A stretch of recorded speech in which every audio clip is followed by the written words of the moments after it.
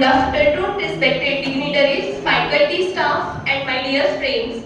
On behalf of MVP College of Pharmacy, Nashik, it is my pleasure to warmly welcome you all. Today, we are gathered here for an insightful guest lecture of Mr. Mahesh Zagade sir, retired IAS officer, ex-FDA commissioner, ex-principal secretary to the government of Maharashtra, on the topic of drug regulation scenario in Maharashtra, India and abroad. We are truly honored to have today's guest, Mr. Mahesh Zagade sir, and their presence truly enrich this occasion. Now I request to Vice President of IPA and Principal, Dr. D.B. Derle sir, to felicitate Mr. Mahesh Zagade sir.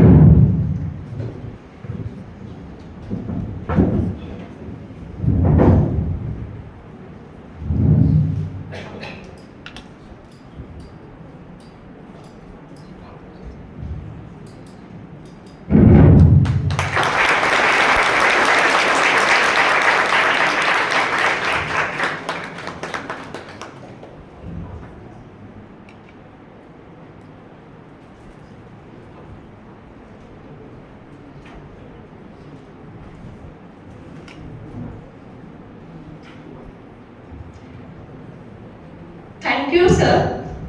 Now I request to IPA Secretary and Vice Principal PG Head, Dr. M.P. Bhav sir, to felicitate Dr. A.D. Maru sir, Principal JDP COP and Council Member of IPA.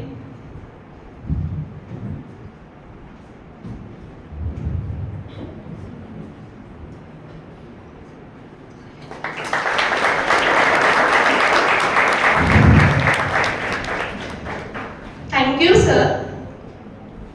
Now I request to Dr. G.B. Jadhav sir to felicitate Dr. R.S. Bhambar sir, IPA President.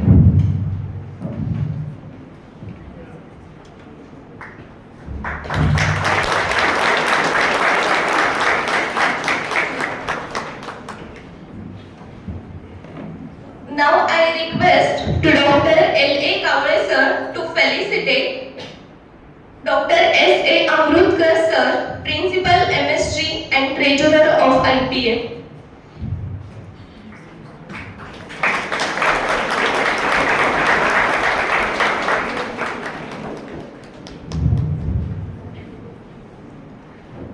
Now I request Dr. A.N. Aher sir to felicitate Dr. D.K. Patil sir, Principal TIP and Joint Secretary IPM.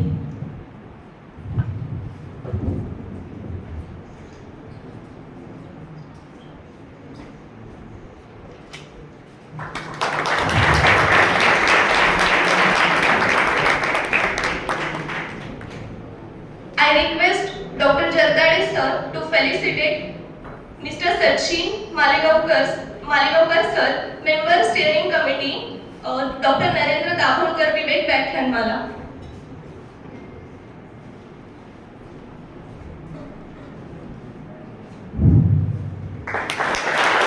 Thank you, sir. I request Dr. Munlod sir to felicitate Dr. Pramod Katkade sir, alumni of our college, Assistant Commissioner.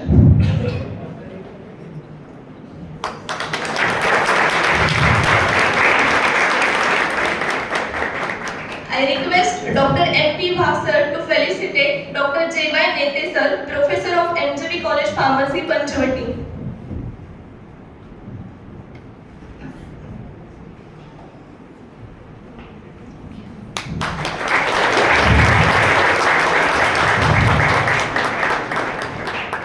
I request to Dr. A.N. Aher sir to felicitate Mr. K.B. Irande sir, Assistant Professor NJV, Panchavati.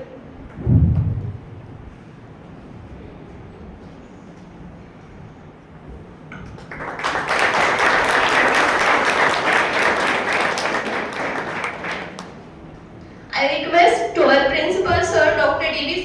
Derle sir to felicitate Dr. Vijay D. Wagh sir, Principal of MSG PMS College of Pharmacy, Nashik.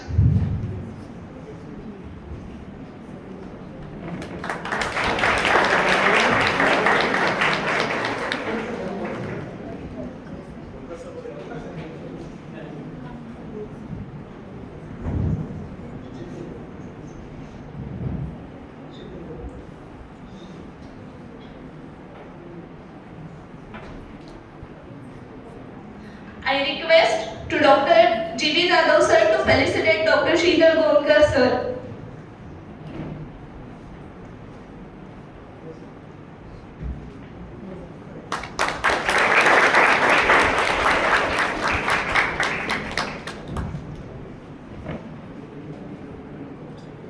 Now I request our principal sir, Dr. D.V. Dale sir, to deliver a welcome speech.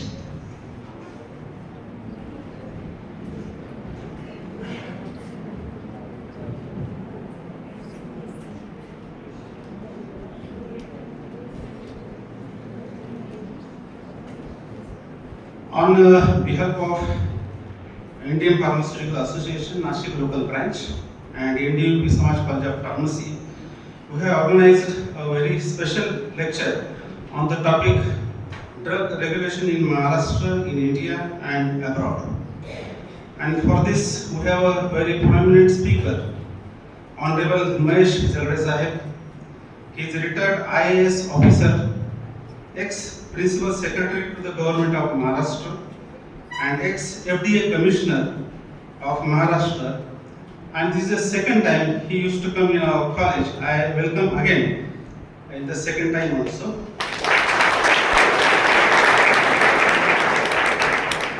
With him today we have with us Dr. Bhambar sir, Principal Pharmacy College Malegaon, Dr. Maru sir, Principal Pharmacy College Kalwan, Dr. Wagh, Principal Brahma Valley Pharmacy College, Principal Dr. Amrutkar sir, Principal in Gokhale Education College, Dr. Katkade sir, Professor in Gokhale Education, Dr. D.K. Patil, Principal Godavari Education, Dr. Nehete, Gonkar sir, Erinde sir, all teaching staff and non-teaching staff, and my dear student.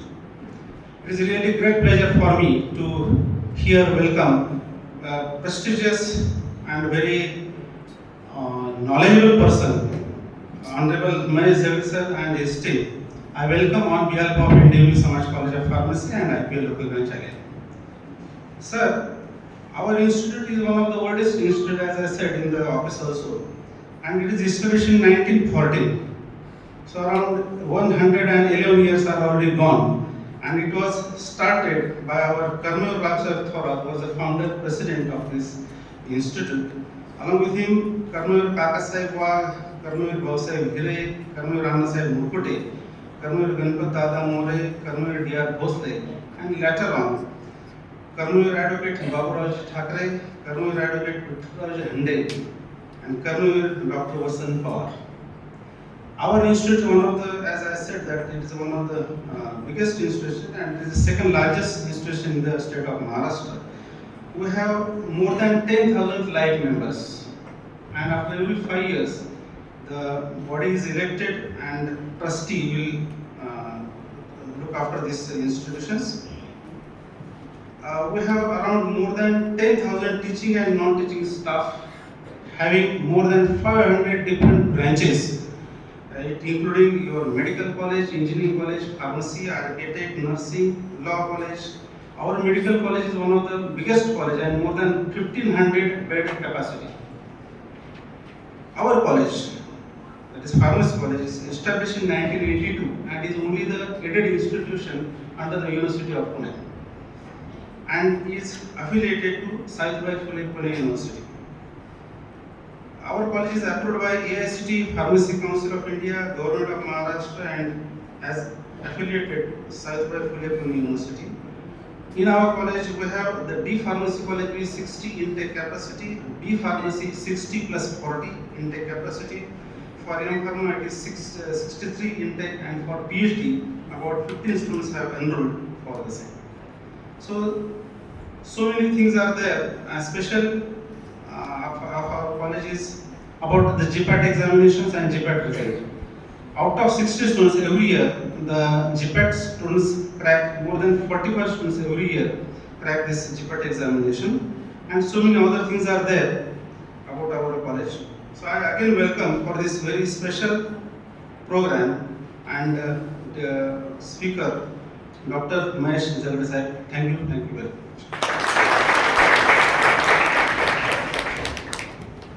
Thank Thank you, sir. Now I request to Dr. R.S. Bhambar sir to speak a few words on this occasion.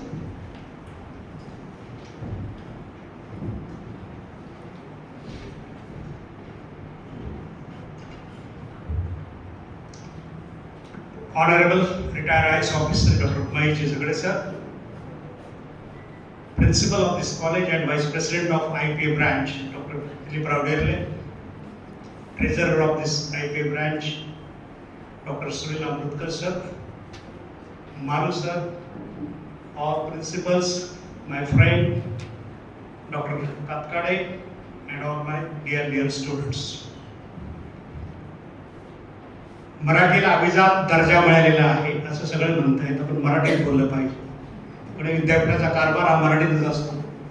Me Senate member असतो तेव्हा ते मराठीत बोलायला होता, पण मला वाटतं मराठी भाषेवर प्रेम केलंच पाहिजे आणि झगडे साहेबांना ते आवडेल की मराठीत बोललं जातं.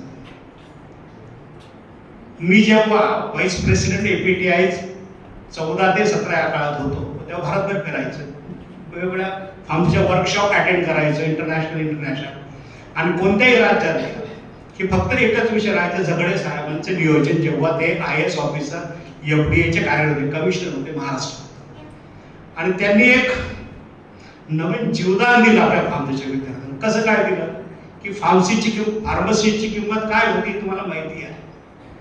त्या काळात सर जेव्हा चार्ज घेतलेला होता त्यांनी आमूलाग्र बदल केलेला की तुम्हाला आम्हाला सगळ्यांना विदित आहे, आणि असा अधिकारी निर्माण होणं आणि व्यवस्थित ऍडमिनिस्ट्रेशन करणं त्यानंतर कोणत्याही FDA ला भाग्य लागलेलं नाही असं माझा स्वतःचा अनुभव आहे. झगडे साहेबांनंतर जेव्हा बघतो, मी दिल्लीला असो, डेहराडूनला असो, फक्त तिथं चर्चा करायचे झगडे साहेबांचं ऍडमिनिस्ट्रेशन की फार्मसिस्टच्या मुलांना जे आपण क्लास 3 क्लास 4 ट्रीटमेंट देत होतो त्या काळात सरांनी pharmacy should be compulsory on every medical shop असं नियोजन केलं होतं. 18 24 तास मेडिकल स्टोअर चालवायचे आणि तिथं कोणीतरी एखादं कागदावर लेबल असलेलं सर्टिफिकेट लावायचं आणि तो कोणीतरी शेडची वडली चालवायचा. असे आपले दिवस होते आणि ते दिवस बदलण्याचं काम सरांनी केलंय. त्याबद्दल मी तुम्हा सगळ्यांतर्फे IPA ब्रँच तर्फे अभिनंदन करतो.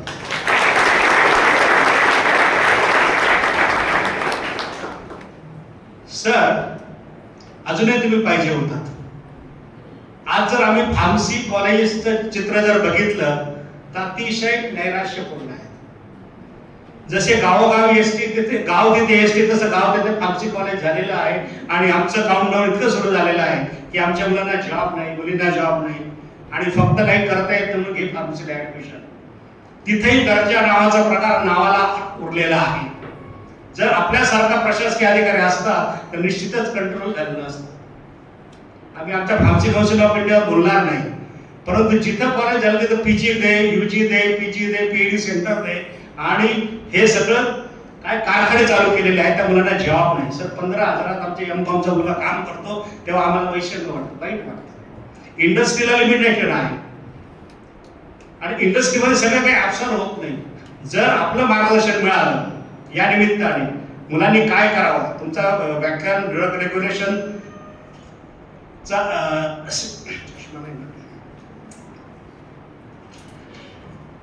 Your topic is on drug regulation scenario in Maharashtra, India and abroad. हा निश्चितच चांगला विषय आहे आणि तुम्हाला निश्चितच जो फायदा होणार आहे. हे अतिशय विदारक चित्र आहे. आपण जर अभ्यास केला, काही याच्यावर बघितलं, गुगलवर टाकले, किती कॉलेजेस आहे, किती स्टँडर्ड आहे, किती क्वालिटी आहे आणि याला कंट्रोल कुणाचा राहिलेला नाही. हे त्रिकालाबाधित सत्य आहे. आपल्यासारख्या अधिकाऱ्यांनी जरी आपण रिटायर झालेला असेल, पण जे नवीन आलेले आहेत त्यांना जर थोडं मार्गदर्शन केलं आणि आम्हा मुलांना, आमचे जे वुडबी फार्मसिस्ट आहेत, वुडबी सायंटिस्ट आहेत, त्यांना जर न्याय मिळाला, त्यांना जर रोजगार उपलब्ध झाला तर निश्चितच या IPAचा आपल्या सगळ्यांना फायदा होईल, आमच्या मुलांना फायदा होईल. मी जास्त वेळ घेत नाही.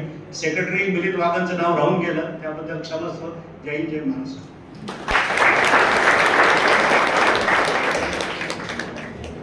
Thank you, sir. Now I request to Dr. M.P. Bhag sir to introduce our today's guest.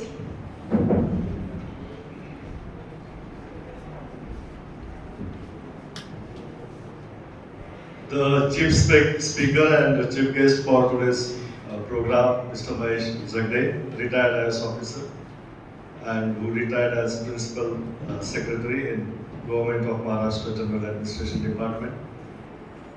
The Principal of our college, Dr. D.V. Delay, President of our IPA Nashik local branch, Principal Bambar sir.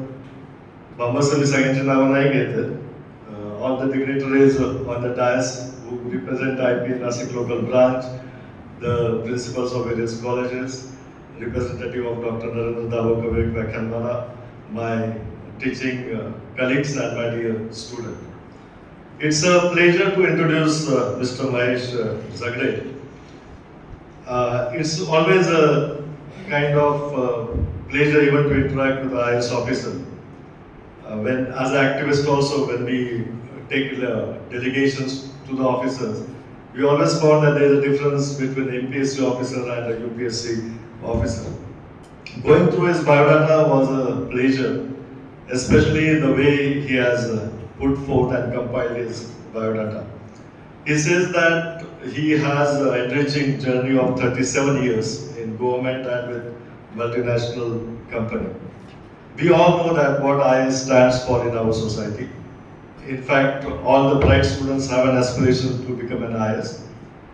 But like the beauty of this profession is perhaps the n number of areas where they work upon. For example, Mr. Zagade has gained insights in his work in subjects ranging from research and development, public and corporate administration, revenue, agriculture, rural development, urbanization, urban development, renewable energy, energy conservation, sustainability and environment protection, education, medicines, health sector, food, water and soil conservation, agri-processing, finance, transport, etc., to name a few. So this is the personality with whom we are going to interact, who has seen the various departments, administrative departments of the government of Maharashtra. So my appeal to you, majority of you are postgraduate students and some enthusiastic undergraduate students are also there. He also wanted that this lecture should be interactive. And we as teachers also feel that you should ask questions and make it interactive because there is a lot to gain from him and share. He will be eager to share his insights in this. He is MSc in phytopathology, and then he started his administrative career. We in Nashik know him for his memorable tenure as collector of Nashik, collector and district magistrate of Nashik, and it was in his tenure he managed Kumbh Mela 2003. It's a big event, and it was under his leadership that it was successfully administered. I mean, there are a lot of views कि Kumbh Mela व्हायला पाहिजे नको त्या सगळ्या गोष्टी आहेत. But as an administrator, he writes in his biodata, the Kumbh Mela was planned and managed on the principles of Six Sigma, which we have in our curriculum, which was acclaimed at national and international level by management experts, media, general public, and above all the sadhus. Even when you get an appreciation from sadhus from Kumbh Mela, those who have observed Kumbh Mela, they know what this appreciation means for. Then in his tenure in Nashik, he has written that his effort as district magistrate and collectorate was to raise the human development index. 65% population of this district is in agriculture, but the contribution to GDP is only 19%. And during his tenure as collector, he saw to it that more productivity, more areas are open for employment. As a result, 21 new wineries came to be established in this district within a short span of 3 years. And today Nashik is known for winery. And the credit for that, no doubt, goes to his administration and his vision. He was a very strict administrator, and he tried his best to uproot the corruption in the system. Then he moved on to become the Director General for Maharashtra Energy Development Agency, Pune. Thereafter, he was Municipal Commissioner of Pune Municipal Corporation. Before that, the tenure for which we all remember in pharmacy, to which Dr. Bambar made reference, was Commissioner of Food and Drug Administration and Commissioner of Food Safety from 2011 to 2014. And that tenure, all the pharmacists remember him. It was like what was Mr. Zagade to FDA was something like TN station to election commission. There were rules approved by the parliament, but the implementation of that was not done, and that is the task he did. And he writes there very appropriately. He says that the FDA was besieged with age-old system that masterly acquired deception, chiseled with sharpness of raw skill to scuttle basic provision of the statutes. म्हणजे कायद्यामधल्या ज्या तरतुदी आहेत त्याची अंमलबजावणी न करण्याचं एक महान कौशल्य एफडीएच्या ऑफिसर्स मध्ये होतं असं ते म्हणतात. आणि त्याचा एक खूप दूरगामी वाईट परिणाम हा सगळ्या डिपार्टमेंटवर आणि लोकांवर होत होता. तो त्यांनी बदलला. ते बदलत असताना कडक भूमिका घ्यावी लागली आणि त्यांच्या टेन्युअरला ॲडमिनिस्ट्रेटिव्ह टेररिझम असंही म्हटलं जातं. That is in a way a credit to his administration. Katkade sir त्या सिस्टीम मधले आहेत. मी त्यांना फोन केला, म्हटलं की झगडे साहेब येत आहेत, सध्याच्या एफडीए मधले किती लोक येतील. तर ते सूचकपणे हसलेत. मला समजलं त्यांना काय म्हणायचं होतं ते, कारण असा ऑफिसर सिस्टीम मध्ये लोकप्रिय हा नसतो, पण त्याच माणसाची गरज आहे. आणि त्या सडेतोडपणे त्यांची मांडणी असेल, त्यांनी ते वेगवेगळ्या वर्तमानपत्रांमध्येही लिहित असतात. त्यांचे लेखही तुम्ही बघितले असतात, अतिशय सडेतोडपणे ते लिहितात. आणि unlike other bureaucrats who continue to remain attached to the government even after retirement, he is of a different kind. आणि त्यांचा हा सगळा जो अनुभव आहे तो ते मुलांशी शेअर करतात. त्यांच्या बायोडाटामध्ये त्यांनी स्पेसिफिकली म्हटलेलं आहे की I have started sharing my experience, vision and knowledge to almost all segments of the society, including corporates, farmers, students, government official people, representatives, health professionals, academics, through lectures and specifically organized meetings. So that is the way he is contributing to society. And that is what we as common citizens feel, कि after living a life of bureaucrat, the rest of the life should be for the society, making them aware about what the problems lie ahead. आणि झगडे साहेबांचा सगळ्यात छान गुण जो मला पटला, तो अतिशय सडेतोड बोलतात आणि अभ्यासही आहे. म्हणजे आत्ताच आमच्या स्टाफ रूम मध्ये ज्या गप्पा चालल्या होत्या, तो विषय बांबर सर तुमच्या ॲब्सेन्स मध्ये आला, APTIचा, association of pharmacy teachers of इंडियाचा. झगडे साहेबांनी शहराचाही विलंब न करता म्हटलं की ते ऑर्गनायझेशन काहीच करू शकत नाही, ते फक्त एकमेकांचा सत्कार करण्यामध्ये दंग असतात. हा सडेतोडपणा मला आवडला आणि हे निरीक्षणही मला वाटतं आवडलं आणि ते आपल्या सगळ्यांनी घ्यायला हवं. तसंच त्या IPC बद्दल त्यांनी एकदा रोखठोक भूमिका मांडली की त्याच्यामध्ये फार काही होतं असं वाटत नाही. तर एक रोखठोक स्वभावाचा माणूस आणि त्याच स्टाईलने रोखठोक ते मला वाटतं जीवन जगतायत. एक सेक्रेटरी आज आपल्या कॅम्पसमध्ये साध्या गाडीमधून आला, त्या साधेपणानेच ते पुण्याहून नाशिकला आले. आणि हो, आज संध्याकाळी त्यांचं व्याख्यान औरंगाबाद सभागृह सार्वजनिक वाचनालयामध्ये डॉक्टर नरेंद्र दाभोळकर व्याख्यानमाले अंतर्गत आहे. 6 वाजता ते व्याख्यान वेगळ्या स्वरूपाचं असेल. आजचं आपलं इंटरॅक्शन वेगळं आहे. त्याचा विषय आहे आजच्या जगातील लोकशाहीची परिस्थिती. तर there also you are all invited. Thanks for coming over sir. ही जी मुलं आहेत सर, they come from different parts of Maharashtra, semi urban area with a hunger to go ahead. And their alumni, as I said, the Vice Chancellor, they have reached a position of Vice Chancellor, Vice President, President. Some of them are professor in US universities, in Department of Medicine, Chemistry. Some of their alumni is also working in US FDA. So there is lot to explore. आणि त्यांनी त्याच्या बायोडाटामध्ये जे म्हटलं होतं ना, I would like to interact even on subjects like disruptive innovations. So there is a spectra on which he can give you insights. It is up to you to ask him questions and get the knowledge. Thank you. Thank you, sir. Now I would like to request Mr. Mahesh Zagade, sir, to please guide us, share your experience with us.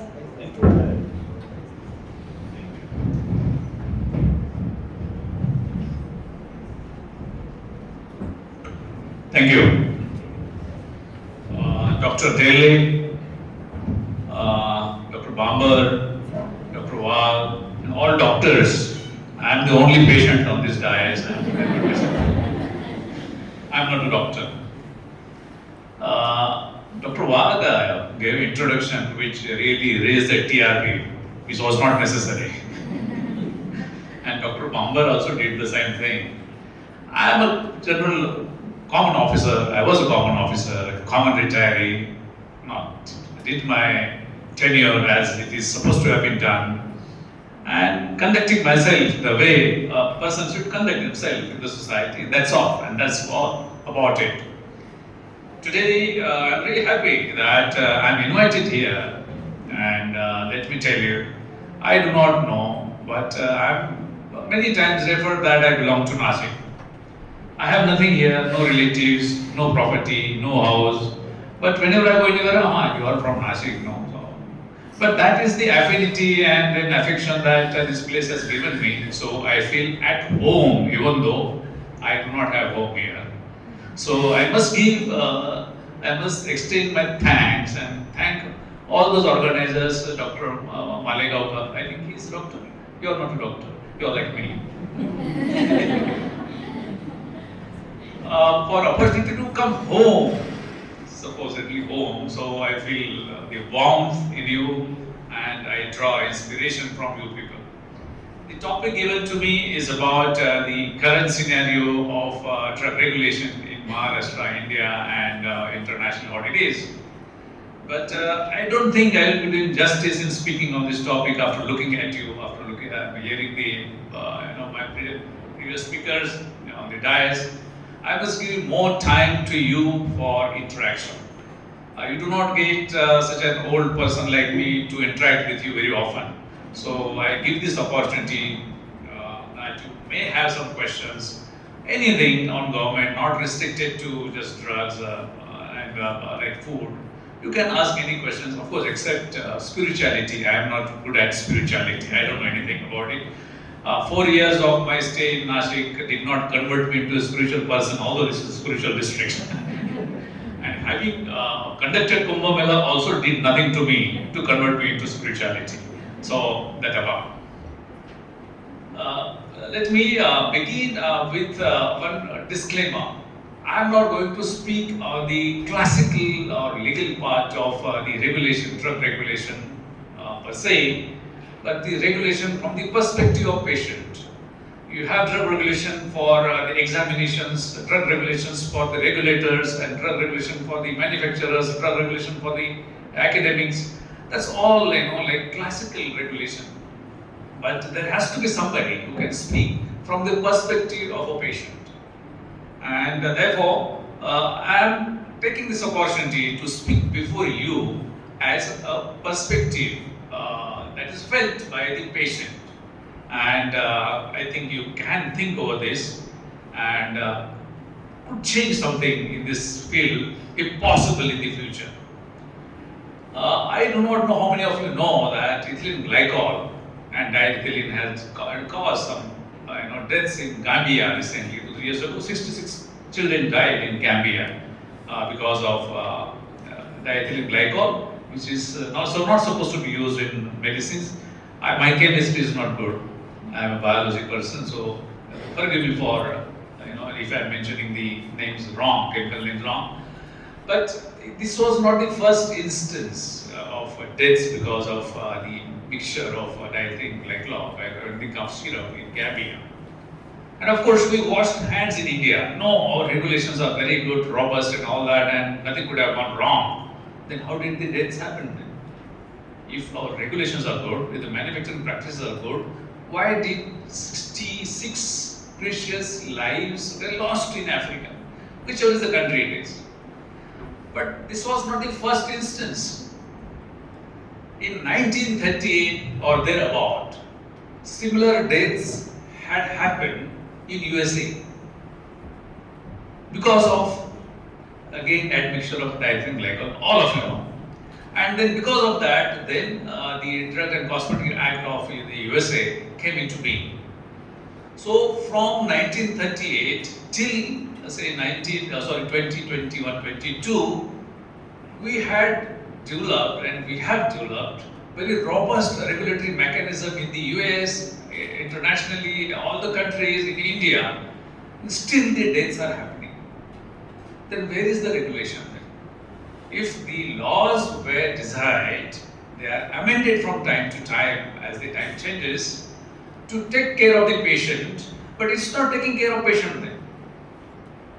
It is time for us to introspect that yes, regulation is there, and of course, as a graduate of pharmacy or diploma holder or doctorate in pharmacy, there are openings in the this trade and pharma manufacturing units for regulatory affairs.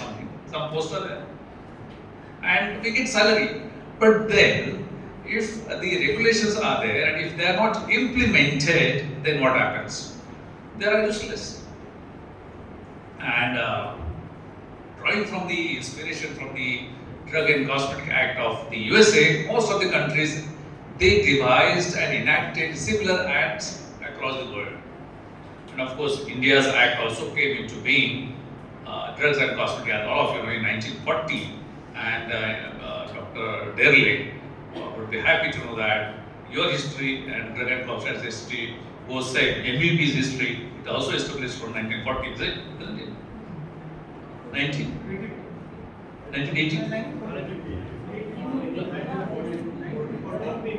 40? Oh, I heard 40. So you are older than Drug and Cosmetic Act. It was my mistake to hear it was 1940, so it was injustice to your institution, which is not held. So this is since 1940, we have a robust regulation in India and all the states that includes Maharashtra. Then comes in the WHO, World Health Organization, which is supposed to oversee the regulations, implementation of regulations across the world and to protect the patients. So at the national level, we have national laws. In the international levels, we have a body that was created by all the members countries. Of course, now USA has left WHO. I don't know what is going to happen.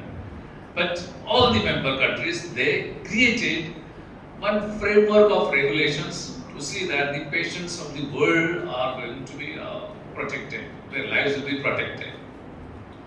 Whether it happens or not, I do not know. Unfortunately, we do not have a mechanism to do the audit of regulation, either at the international level, or the national level, or the state level. We have laws for regulation of all the commodities, including drugs and cosmetics, but nobody goes to the extent of auditing how many provisions have been actually implemented and how many are not implemented. So this is for you to check, to undertake an exercise to see how many such provisions in the law that regulate this sector are actually implemented and how many are given a go by. I do not know whether any such academic doctorate thesis has been done or not. It's a good topic to find out the actual scenario in nationally, internationally, or even for the state, or you can take a case of a district also. And I am not speaking as an academic like you people. You are very studious. You keep abreast of all the things. I am an outsider. I had no knowledge about the drug and cosmetic apps until I joined FDA as FDA commissioner. And the FDA was not known to me. In fact, FDA was just, when I was collector here, there was quite a few dropsy cases in Malegaon Taluka. Some people were admitted, and that time I came to know there is one such department that is like FDA, and then they are supposed to check on the food quality, and because of the adulteration in oil, the dropsy cases happened, and one or two deaths also had happened. That time I came to know about FDA otherwise. An IAS officer was also unaware of the existence of FDA. Forget about the regulatory mechanism. Of course, it could be my fault. Other IAS officers may be knowing it, and maybe not be informed as others are. But I was not aware of this thing. So this is how the regulation of drugs is kept under the wraps in India. It is also kept under the wraps in many other countries in spite of the United Nations, United Nations organizations in their General Assembly. In 1974, they had raised this issue and they deliberated upon this, that drug regulation should be implemented across all the countries with greater strictness. But since 1974 till today, that was just a resolution that is lying there, but it's not implemented. Of course, some good things happened. There's national list of essential medicines came because of the subsequent happenings and all that. That all apart. But this regulatory failure or regulatory success, we need to assess, and I leave the audience with this thought that some of you, academically minded, can definitely should take up issue auditing of the fairness of implementation of the statutes. Now, let me walk you through what happens in the regulation as far as India is concerned, and then we'll move on to the other parts of the world. When I joined as FTA, I thought that it's a good department because I was told that it's a good department, and I was posted there because nobody else was accepting me in their department. I was municipal commissioner. I was not liked there in Pune as a municipal commissioner because my face was not good, so they transferred me. And after transfer, I was not given posting for 3 months because nobody was accepting me. So FDA was one such thing. I got a call from the secretary who looks after the transfer. Would you like to be secretary of in Mantralaya or commissioner FDA? I said secretary of Mantralaya. My wife was next to me. She said, "Are you mad? Are you going to fight with the ministers every day and make my life miserable? Take some posting somewhere in the field." So I again called the secretary and told, "No, sir, I'll go as commissioner FDA." And that's how I landed as a commissioner FDA. But I'll tell you, good part. When I joined FDA, when I went there first day, I asked my PA, very nice, so I think he's also retired. I said, "Yeah, how much is the load?" He said, "Sir, don't worry." I said, "But tell me, how much is the load? Workload." Because all IAS officers, like any other human beings, they are also, like, how much is the workload? So he said, "Sir, you can come twice or thrice in a week to this office, spend 2-3 hours, and that's all." I was so happy. It's like a free of cost, nothing, salary you are going to get. I said, "But what did my predecessors do?" The same thing. I said, "It's a very cozy job then." So 1 week I observed, I used to get files, approve somebody's leave, approve somebody's travel time, nothing else. Very cozy job. Commissioner did nothing. Think about, FDA was supposed to be the best regulator in the country, and I suppose even today also it is probably the best. That's what the perception is about. But commissioner has no job. Then I started, like my nature, started digging out. And in a week or two, I came to know that about 400 to 500 circulars were issued as explanation to the Food Drugs and Cosmetic Act, that how Act should be implemented. It was horrifying. When the Parliament has enacted the law, then nobody is there to give explanation. But the explanation was to what end? To dilute the provisions. What I did very simple thing. With one letter circular, I cancel all the earlier circulars. But that created havoc in headquarters. What kind of person is this? He doesn't understand anything. This drug and hospital is very serious. It's a technical matter. All this, I said, okay, technical matter, but you are not above the Parliament. So the job of any officer, any department in this country is to implement the act or law as it is. And that is my principle in my whole career. Implement it as it is. You are not supposed to change anything. Now, it's a long story and I have to wind up and give some more time to you. So I started looking up at whether simple thing, whether they are pharmacists. See, it's very simple. There are only 5 conditions if you want to run a pharmacy shop. Only 5 conditions, nothing else. There is not a big too many conditions and all that, nothing. First is that you have to have some premises, then you have to have a pharmacist, then you have to inform the regulator, drug inspector that pharmacy is changed or what, and your constitution is changed or not. This is all it's all about. Then I asked, how many pharmacists are there? I got answer, 100%.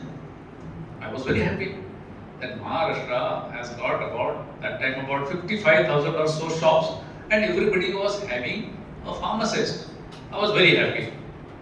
Then I started going around in private cab, not government this thing, and I spent about 46,000 during these 3 years from my pocket to go around the shops and manufacturing units. Probably Calcutta may not be knowing it, so forgive me that I'm revealing what it is.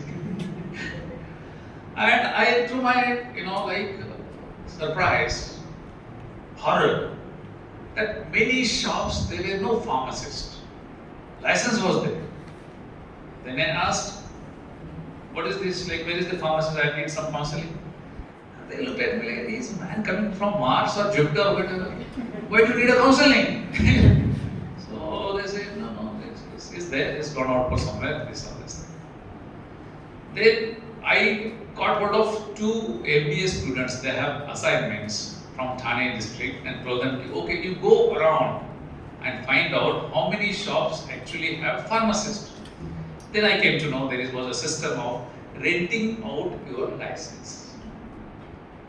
And I asked how much? From 500 to 1500 that time in 2011. To this extent, all drug diploma holders were getting 500 to 1500 as rent for that. Who's to blame? You people are to be blamed. You did not take that time. These people who graduated and did diploma, they should have been up in the arms that we are graduating. We are just getting 500 to 1500 as rent. No, we need employment and salary for this because Act says this. It is written in that. Nobody said anything. And one day when I started this, one fellow from the pharmacist came, sir, this is the thing, so and so is working as a porter, diploma holder in pharmacy, working as a porter in Mumbai. Because he ran away from the Sangli district, he had nothing to do, and he was telling me that I am employed in Mumbai, but he was a porter in Mumbai at railway station. It was horrible. When the law says that you are supposed to be there, a pharmacist has to be there, it was not there. And I am speaking it not from the employment point of view, I am speaking from the regulatory perspective, failure in Maharashtra, failure in the country. What is the failure? It is not a chocolate. Drug, it's not a chocolate. It is a very fine chemical that brings out biological changes in your body. It affects your body, it affects your mind, and in many cases it affects the next generation also. There are changes, permanent changes if it is not taken properly. And whose job is this? Its job is of the pharmacist. So drug regulatory failure in this country happened there. That in many cases, prescription was not needed. Drugs were dispensed without prescription, including antibiotics, antimicrobials, and whatnot. 2. What does that do? Antimicrobial resistance. And if you are the student, you may be knowing all this. If you read the book by Ben Goldacre, Bad Pharma, you will come to know everything. What catastrophe it causes if how ADR is taken forward and what are the reasons for ADR and how antimicrobial resistance happens.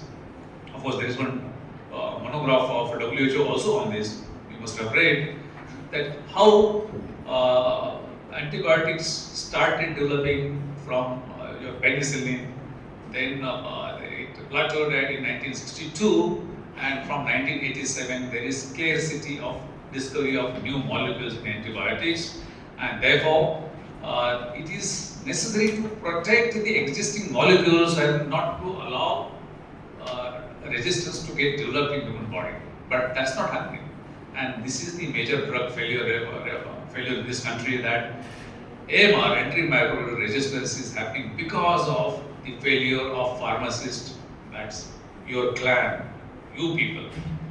You are not there, and the pharmacy owner or shop owner dispenses it the way he is supposed to dispense. He doesn't put up this thing, and the world is now under the cloud of AMR.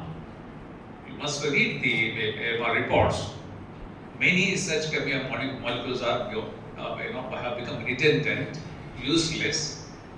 Even the newly discovered molecules are also getting redundant in many parts of the WHO regions. It's not specific to India or Asian countries, it's all across the globe, and this phenomenon is scary. So just one small thing, regulatory failure, is causing havoc. Second, now I do not know whether you are following. There were cases of in Nagpur and Bid, spurious cases, medicines were being sold. Counterfeit medicines were being sold. Now this is also failure of the regulator. What is the provision in the law? That every such medicine has to be sold under the cash memo. That is the law. When I went and I found that this was, those who wanted to follow, they followed; those who did not want to follow. And one study by those Thane students, in 94% cases in rural Thane, cash memo was not issued. So why cash memo is provided in the law? That there has to be change that so and so has manufactured it under the license, so it has been supplied to so and so distributor. Under the license, it has come to this shop, and from this shop, under the cash memo, it has gone to so and so patient. So the chain is established. If the cash memo is not given, then any counterfeit medicine can come in the chain. So this is the major drug regulatory. And how does it happen? I'll tell you. One day I was traveling from Mantralaya for some meeting to FDA office in Bandra. On the way, there is one shop, and I just entered that shop. I asked him, "Can I see your cash memo?" I explained, "Who am I?" Bhulabhai Desai Road. Now, Bhulabhai Desai Road is very expensive part of Mumbai, and if you have a medicine shop, you need to have a lot of business. Then in the end, in the evening, he had sold only 2 medicines, only 2 cash memos. Can it happen? It's a fraud. That means that there is chance for spurious counterfeit medicines getting sold. So this is the regulatory failure. I did not ask to cancel it. I came to FDA. I told them that I don't want you to take action. My joint commissioner of headquarters said, no, we'll ask somebody, concerned drug inspector and the assistant commissioner who's very effective there, one of the top officers, isn't it? So we'll cancel his license or suspend his license. I said nothing. I want that officer, assistant commissioner, to be suspended. See, if that officer is suspended, then all other officers will get fall in line. He was not ready. He said, no sir, this has never happened before. I said, but before this, many medicinal were getting sold without the cash memo. He was not doing. I said, okay, if you do not want to do this, then I will also suspend you also, joint commissioner. Then he said, no. Then we suspended that officer same day. We did good officer, otherwise good officer. But what is good about him, if he is allowing regulatory failure that will cause harm to the patient? Law is there for the patient. So many such things are there in the law that Parliament has given but are not implemented, and therefore this law had remained in the premises or within the ecosystem of manufacturer, trader and the regulator. This law was being implemented or is being implemented just for the within the precincts or premises or the ecosystem of just three: manufacturer, regulator, and the traders. Patient is missing. Now, what is good about the regulatory system if the patient is not there and if you are implementing just for these three? We have today, of course, it's a very vast segment. $1.57 trillion is the size of pharma business across the world today. Slightly less than the huge country, largest country population-wise in the world, India. Half of its GDP is this pharma sector. If you consider just India, you know the figures: 4.4 lakh 32,000 crores worth businesses there in India of pharma. Such a huge sector. Who pays for this? It is coming from the pockets of the patients. And if the patients are not protected by the regulator, he suffers. He suffers miserably. And there is complete failure in certain areas. And that's why somebody, the generous mentioned that I indulge in administrative terrorism. Yes, I did it. If my patients are to be protected, I must implement it. And if somebody is feeling that implementation is terrorism, yes, it was a terrorism. Then I said, okay, I've written, they wrote to the chief minister. And of course, chief minister asked me, give your explanation. My explanation would have been catastrophic. But somehow they withdrew the letter. The letter was withdrawn. So otherwise, it would have been very bad commentary of the FDA that how regulatory functioning. At the national level, DCGI, Drug Control General of India, there are two agencies in the US that are feared most. Now, of course, fourth and fifth have come. Fourth is President of the United States and Elon Musk. They are also feared by everybody. But traditionally, only two agencies are most feared. That is Internal Revenue Department, IR, and FDA. Here, nobody knows a DCGI or CDSCO, those who control the regulation in the country. You people may be knowing. You go to the common man, nobody knows what is CDSCO and what is DCGI because they don't do anything. If you ask simple thing, why approving drug for the first time, do they check down the data of bioavailability? Do they do it? You ask them. You will draw a blank. In this country, largest number of formulations, combinations were allowed to be manufactured by the state regulators, and some of them were approved by the DCGI, also some of them not approved by DCGI. When this, I think 294 were subsequently banned, but then Chennai High Court, Madras High Court gave a stay to it. That means DCGI is sleeping all across since 1942 till today. He is not doing anything. CDS is not doing anything. If it is doing, then country would be like altogether on the path of becoming FDA USA, protecting the patients. That's not happening. Now, multi-pharmacy and all that, I am not going to get into that, all you know. Now, let me tell you one thing. The time is changing, extremely changing, and your product that is going to play your role in the changing times. We are in the regime of fourth industrial revolution that began sometime around 2011-12. Now, this is change phase of the planet, that whether it is going to be like this or it will be some different kind of society altogether. Let's come specific to you. Because of the fourth industrial revolution technologies, artificial intelligence, robotics, genomics, and your 3D printing, and everything that comes with it is going to change the planet. Let it change. It's not as if we're going to bring good things. But some of the issues are really, really serious. I would not use the word dangerous, but serious. Now, there is one report of World Economic Forum that was brought out in 2018. Of course, subsequent reports were forced to change. But that 2018 report, what does it say? In next 15 to 20 years, 65% of the current world jobs are going to get vanished in next 20 to 25 years. That is your job also at stake. So your parents have earned, they have done hard work, you are learning. Then what happens if you do not have business opportunities and if you do not have employment opportunities because of the fourth generation of industrial revolution technologies coming in?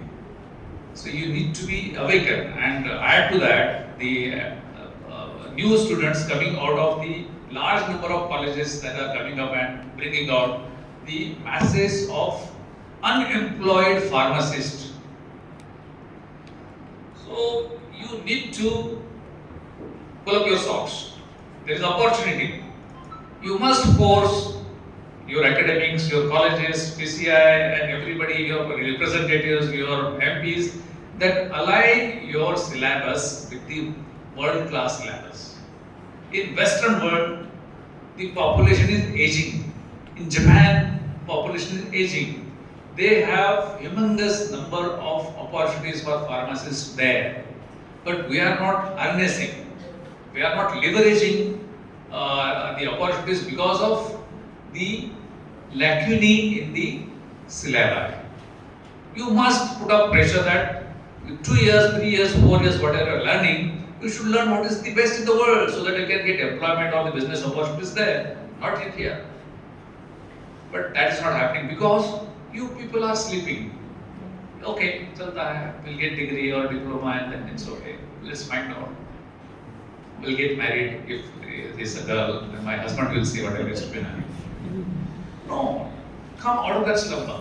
You have to take in your hands. You must stop the loss of jobs also or business opportunities also.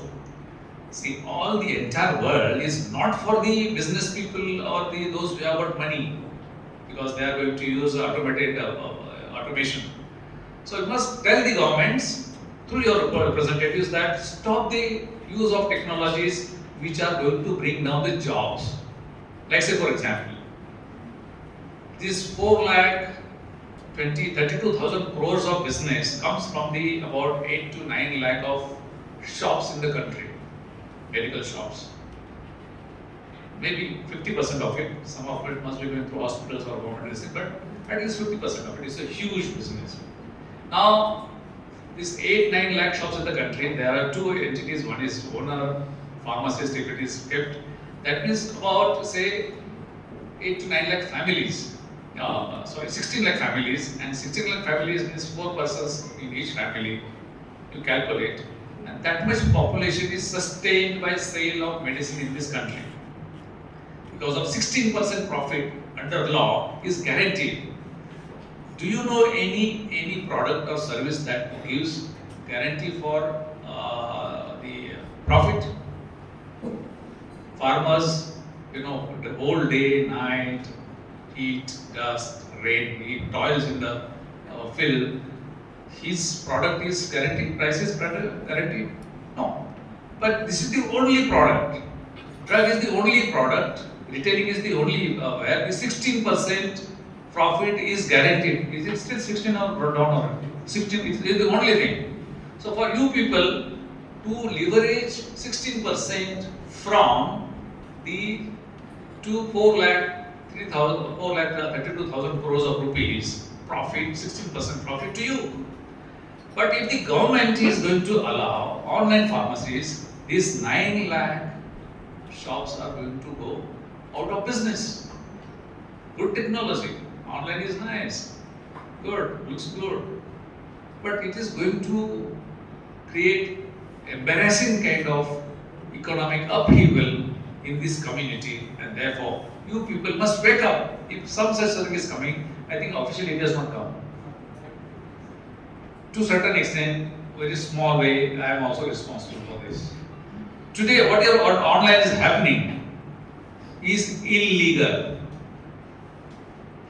Has anybody or any college or have they taken objection to this?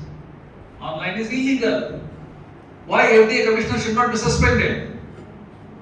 For all I understand, why I am saying this?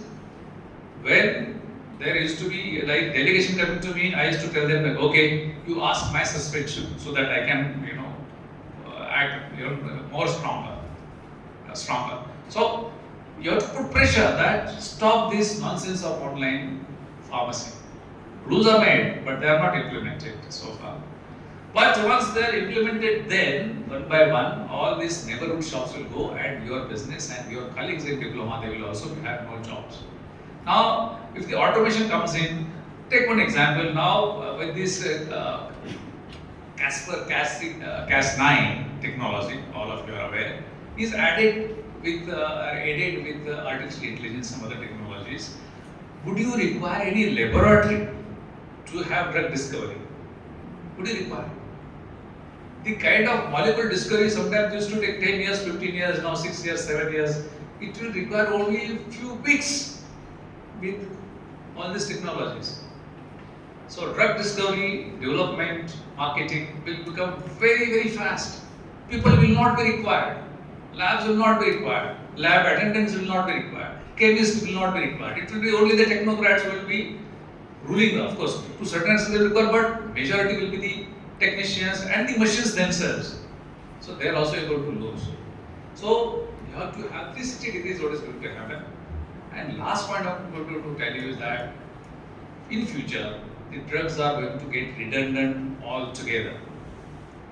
The technology, huge amounts of billions of dollars are being pumped in by major corporations to develop technologies and the processes by which the disease, you will not attract any disease. It's only preventive. There will be only preventive processes. Medicine work will not be there much of it. Like through food or your other technologies, like I just said, CRISPR-Cas9 kind of technology, genetic thing and all that. So the days of the medicine manufacturers are also numbered. And what is the extreme of it? Merger of biological and physical. All of you know, 380 crores years ago, first life form was found on this planet. And that is the first revolution of its kind, and it has not been repeated so far. So that is the major event on this planet when the life was formed. Today, similar kind of revolution is going to happen, and that is what? Like merger of biological and physical. And there, you will not have a requirement of any medicine. Of course, how long it takes? It will take 10 years, 15 years, 50 years, I do not know. But the world is moving that towards us. You people should be aware of it, what is happening. Lastly, I will come to one thing. The China, Japan and USA, they are ruling the roost. Till 1750, there were two superpowers in the world. 1750, India and China. They were the superpower. India used to have 24 to 25% of world GDP. We were most of the times for 1700 years we were the economic superpower. Today we are where? We are minuscule, we are nowhere. Out of $110 trillion of world economy, we are just $3.7 trillion. You can calculate the percentage. But if you want to do something, then in this 12th, this 14th, 4th industrial revolution technology, you people should be thinking that way. And that's what he mentioned, out of box, without box, or what innovation? Disruptive innovation. I think colleges should be first year to be taught this only. What is disruptive innovation? How to think, creative thinking, this, and then the academics. We are not doing that. So it is very routine. We have to come out of the routine. Otherwise, we are going to remain. Forget about the dream of having economic superpower. By becoming 5 trillion economy is meaningless. Today, USA is $27 trillion economy. China is $70 trillion economy. But they are superpower not because of the $17 trillion or 20 trillion. They are economic superpower because of per capita income. Per capita income of USA is $82,000. Japan is $49,000. Germany, who's above us, is about $16,000 and $70,000. We are having just $2,700 per capita. So we can never be economic superpower. If you want to be economic superpower, what should be our size? Resident population, $110 trillion, the size of world economy today. So if you want to take on China and USA, we can, but then your performance should be like that. It should not be defeatist performance. It should start that, okay, we'll have maximum number of patents in this country. How much molecules are getting developed in this country? What is the any idea? Nobody knows. If you see the last year's patent filing, international patent filing, our percentage is increasing, but it is nowhere near to China and Japan and South Korea also, and of course USA. We have to, if we are having 17% of the world population, 17% filing, international filing has to come from here. It's not coming. So I do not want to go on because this thing happening, but let me end it on a very positive note. And positive note is that as you are learning, you have got the tools of artificial intelligence and all that. It should not be used to create a reel or create this thing. Start thinking about creating new business processes, new drug development processes, new regulatory processes. And if you do that, probably you will also earn, and this country will also earn, and there is opportunity. China and USA, they are finding opportunity in fourth industrial revolution technologies. We are not. If you do that, I think that we can still win the race in becoming the economic superpower of the world. Thank you very much. And questions for if any.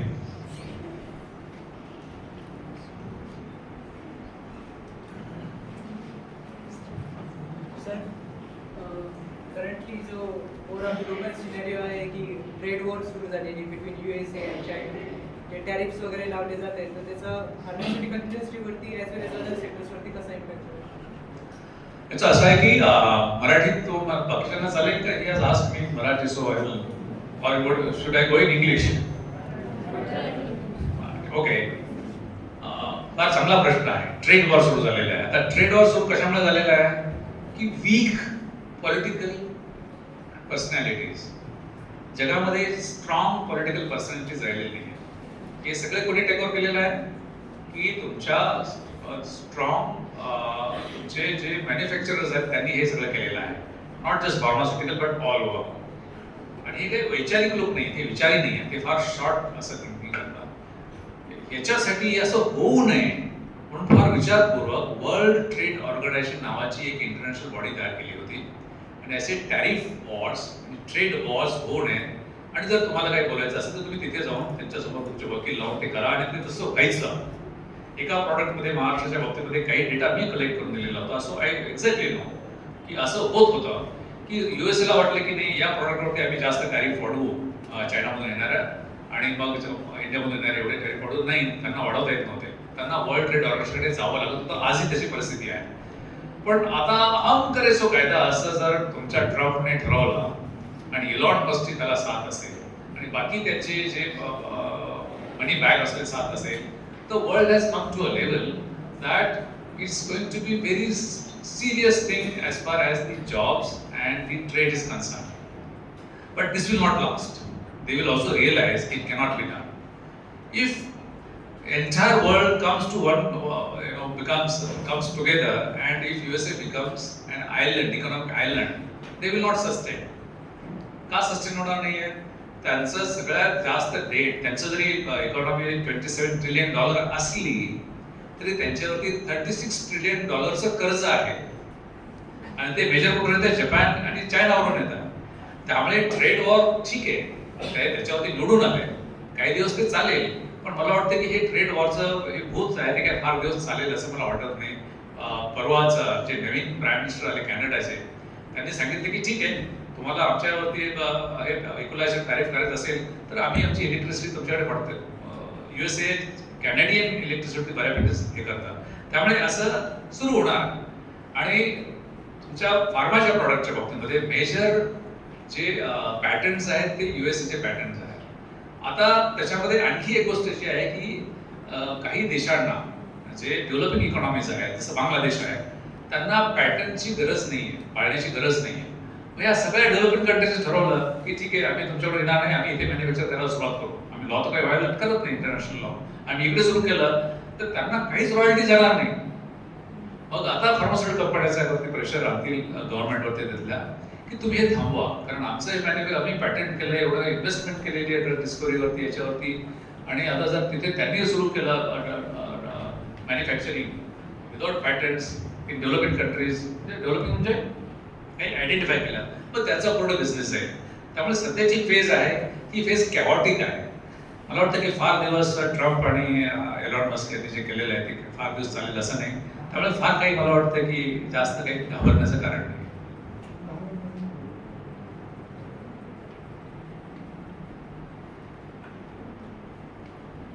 या please. Good evening, sir. So this question is just out of curiosity. You conducted huge mass gathering, Kumbh Mela in Nashik. So you might have faced many challenges. But do you feel that narcotic and psychotropic substances regulation was one of the problem in Kumbh Mela? Of course, it was a problem, and What do you think? it was a problem. Our question is about whether the NDPS was a problem in Kumbh Mela. It was a problem. It is a problem. It is going to be a problem. But I had put down my foot. I said ki no.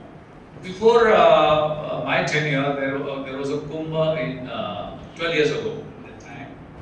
And during that Kumbh, in fact, administration through the contractors were supposed to give them NDPS material to keep them quiet.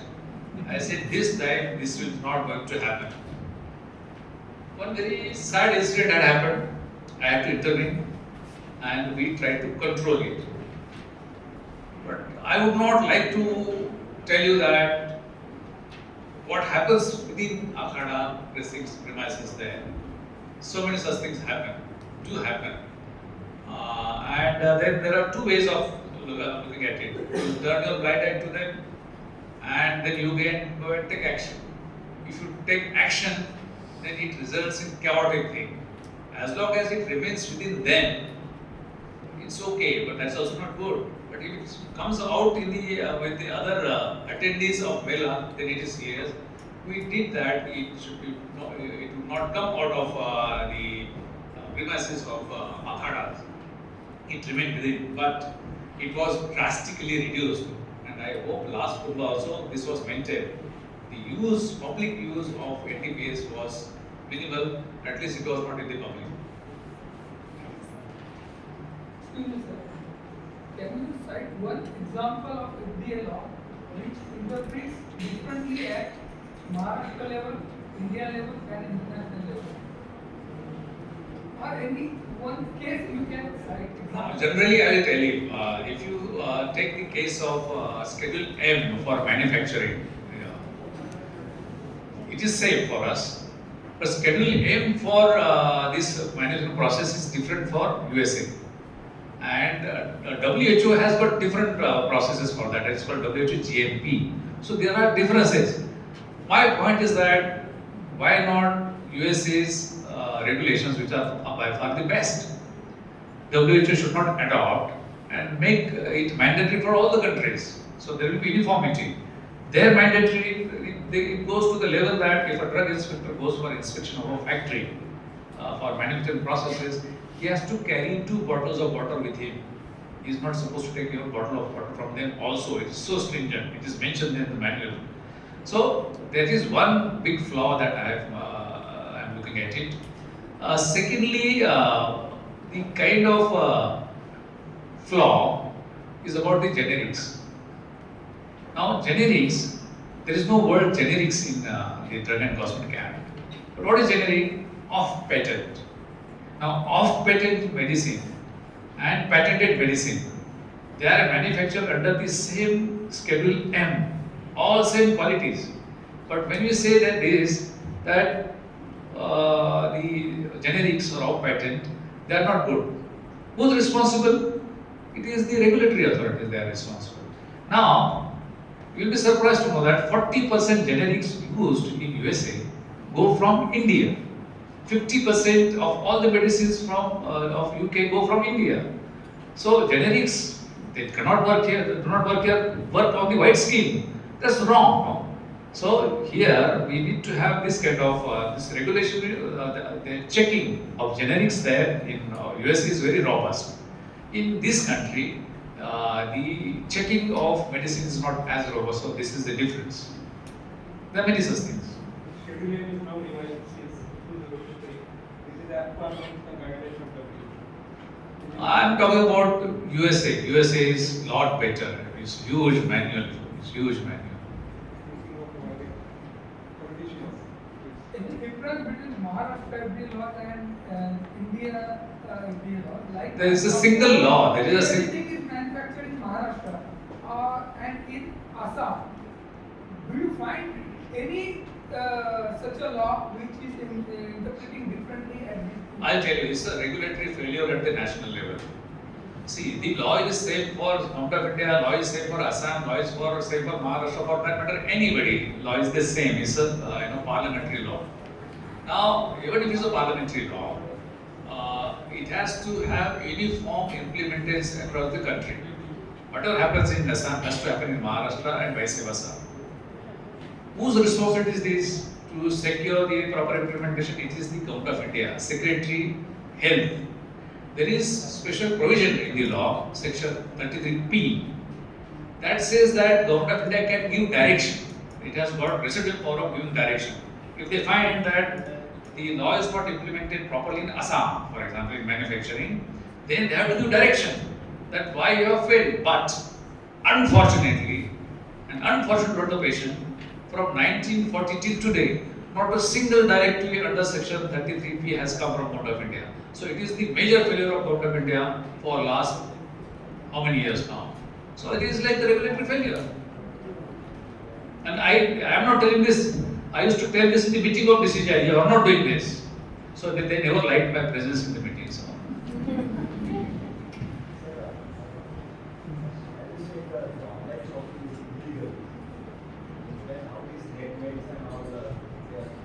It's the failure of the Commissioner FDA and DCGI.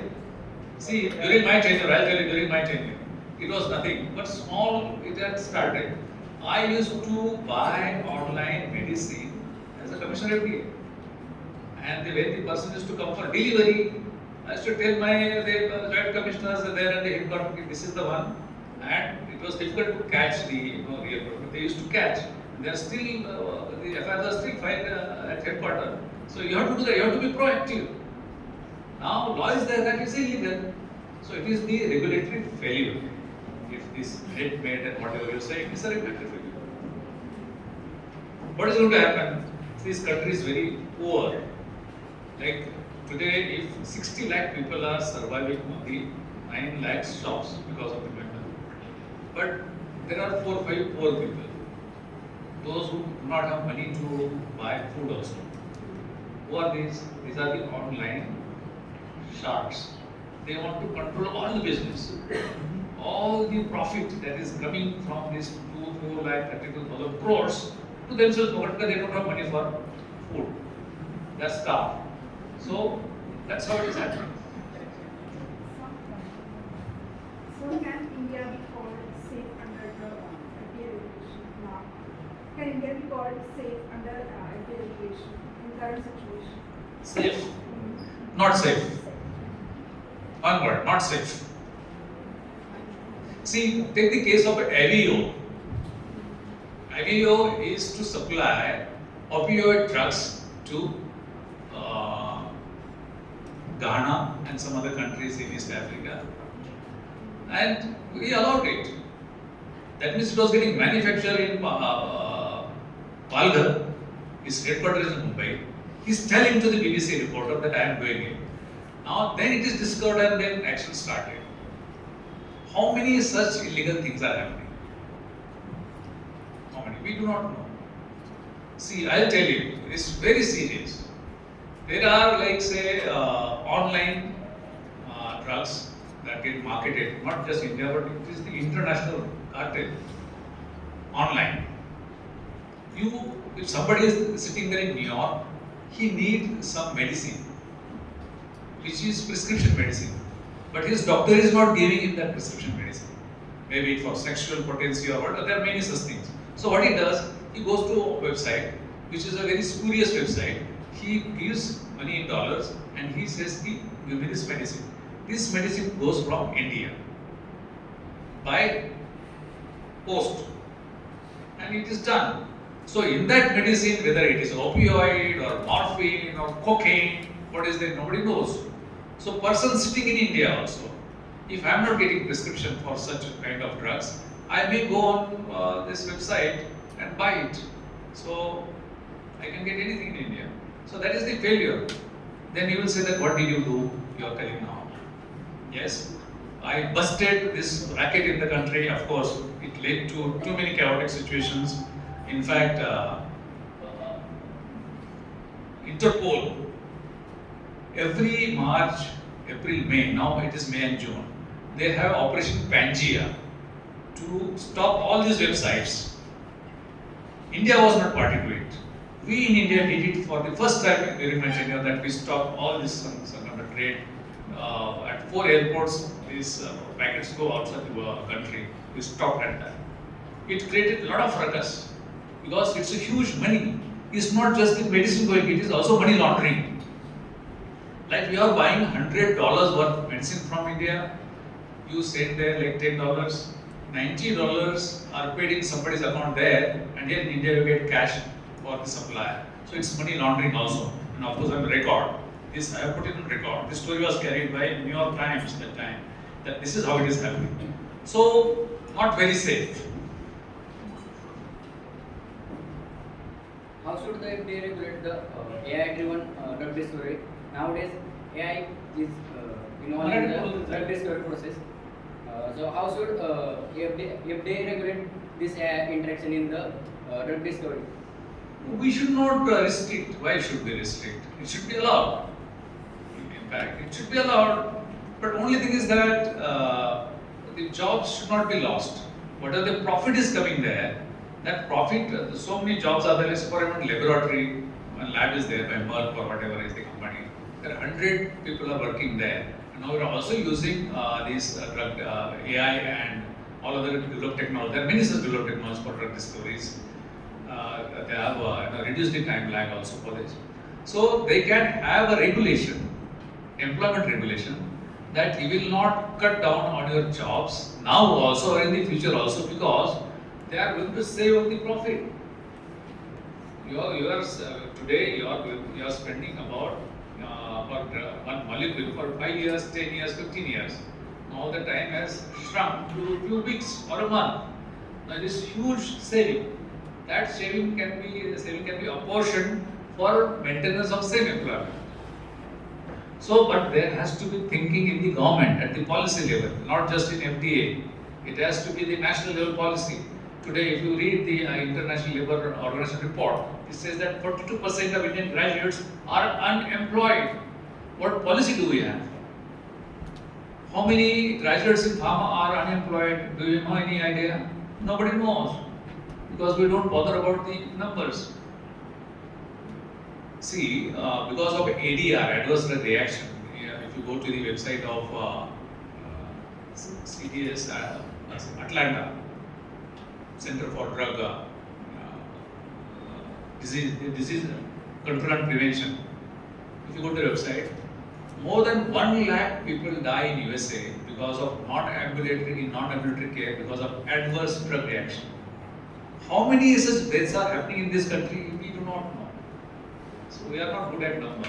So how many jobs are going to go? We do not know. How many jobs we require? We do not know. If the pharmacy graduates in Maharashtra are going to be say 10,000 this year, whether the 10,000 jobs are going to be created in Maharashtra in the next year, nobody bothers about it, because they are not going to be bothered. You should be bothered. You should be asking whether there is going to be any business opportunity or job for me when I graduate. Nobody is asking, because nobody is bothered.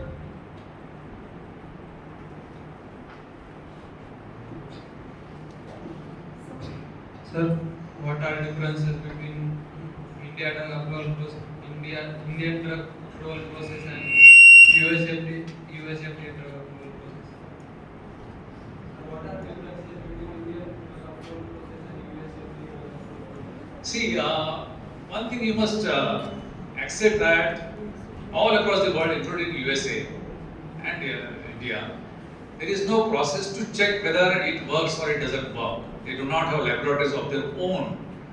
These drug approval authorities, they rely on the data supplied by the drug developer and vetted through the your clinical trials. These are the two processes. And of course, data has to be authentic one. Data can be, data should be verifiable chemically and also as the process wise. So in USA, this particular aspect is gone through very in details, like what causes, how the reaction takes place and all that. If you remember, in case of one company from India that supplied to USA, and they imposed penalty of 27,000 crores. Not because it did not contain the active ingredient. It did contain the active ingredient, but the process was not proper. It did have that active ingredient. So they are very much concerned about how the process is carried out. So the company failed to give the documents about the processes. That is the main difference. Here, if you go to DCGI, they will not look at much of these things. They will rely that, okay, somewhere it is approved and they give approval. I will give one example that happened during my tenure. Hip joint, ASR hip joint was manufactured by DPU, a company subsidiary of Johnson & Johnson. It did not have approval of USA. It was taken off by Australia. And patients with whom this was used, these surgeries were done to correct the failure of this ASR, tabular hip joint. But in India, in spite of this record that USA did not approve it, Australia had withdrawn it from the approved list, but India is still allowed, DCGI is still allowed its import. So we are not very much concerned about what it is. We simply many times blindly give the approval. That is the difference.